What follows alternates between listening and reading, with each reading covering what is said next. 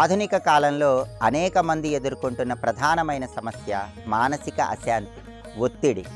నిరంతర ఆరాట పోరాట జీవన శైలిలో మానసికంగా ఉన్న అశాంతిని తొలగింపజేసుకోవటానికి, మానసిక ప్రశాంతతను పొందటానికి, ఉల్లాసంగా ఉత్సాహంగా కాలాన్ని గడపటానికి చంద్ర బీజ మంత్రం విశేషంగా సహకరిస్తుంది. ఆ చంద్ర బీజ మంత్రం ఏంటో ఇప్పుడు మనం తెలుసుకుందాం. ఓం శ్రాం శ్రీం శ్రౌం సహ చంద్రమసే నమః.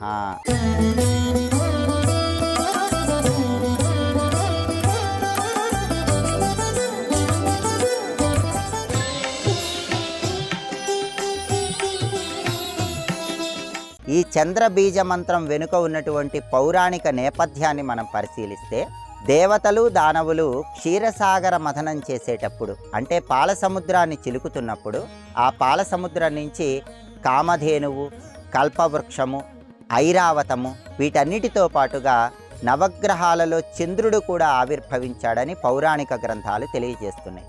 క్షీరసాగరం నుంచి లక్ష్మీదేవి ఆవిర్భవించింది కాబట్టి లక్ష్మీదేవికి చంద్రుడు సహోదరుడు అని కూడా మనకు పౌరాణిక గ్రంథాలు తెలియజేస్తున్నాయి. చంద్రుడు మనసుకి ఉల్లాసాన్ని ఉత్సాహాన్ని కలిగింపజేస్తాడు, ఆహ్లాదాన్ని కలిగింపజేస్తాడు. అందుకే ఆధునిక కాలంలో ఎదురయ్యే అనేక రకాలైనటువంటి మానసిక పరమైన సమస్యలు అధిగమించటానికి చంద్ర బీజ మంత్రం అద్భుతంగా సహకరిస్తుంది. ఓం శ్రాం శ్రీం శ్రౌం సహ చంద్రమసే నమః. ఈ చంద్ర బీజ మంత్రంలో ఉన్నటువంటి అంతరార్థాన్ని, భావాన్ని పరిశీలిస్తే, ముందుగా ఈ చంద్ర మంత్రం ఓంకారంతో ప్రారంభమవుతోంది. అకార ఉకార మకార స్వరూపమైన ఓంకారంతోనే చంద్రబీజ మంత్ర శక్తి మొత్తం కూడా ప్రచోదనం అవుతుంది.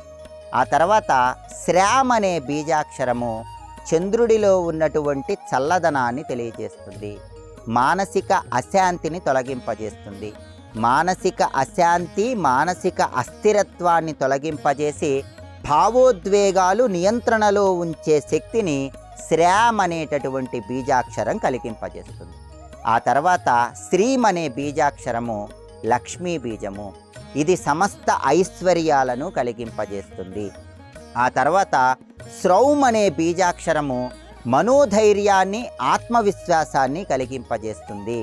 చంద్రుడి అనుగ్రహం వల్ల మనోబలాన్ని పెంపొందింపజేసే బీజాక్షరము శ్రౌం అనే బీజాక్షరం.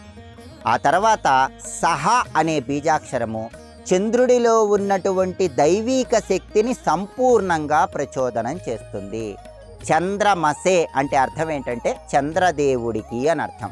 నమః అంటే నమస్కారం అని అర్థం. కాబట్టి ఓం శ్రాం శ్రీం శ్రౌం సహ చంద్రమసే నమః. ఈ చంద్ర బీజ మంత్రాన్ని పఠించినట్లయితే చంద్రుడు మనసుకు ఆహ్లాదాన్ని, ఉల్లాసాన్ని కలిగింపజేస్తాడు, భావోద్వేగాలు నియంత్రణలో ఉంచుతాడు, మనోధైర్యాన్ని, ఆత్మవిశ్వాసాన్ని కలిగింపజేసి అకారణ భయాన్ని తొలగింపజేస్తాడు. అలాంటి చంద్రుడికి నమస్కారం అని చెప్పటమే ఈ మంత్రంలో ఉన్న అంతరార్థం.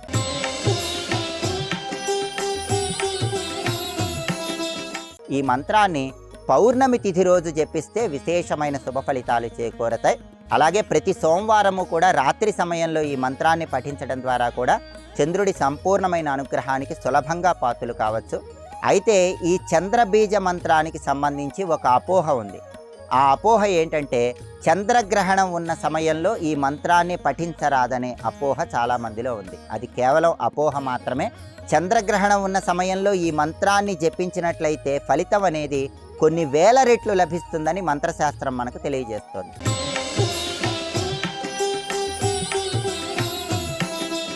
ఆధునిక కాలంలో నిరంతర ఒత్తిడిలో ఉన్న వాళ్ళందరూ కూడా ఒత్తిడిని అధిగమించటానికి క్రమశిక్షణతో కూడినటువంటి జీవన విధానాలు అవలంబించాలి.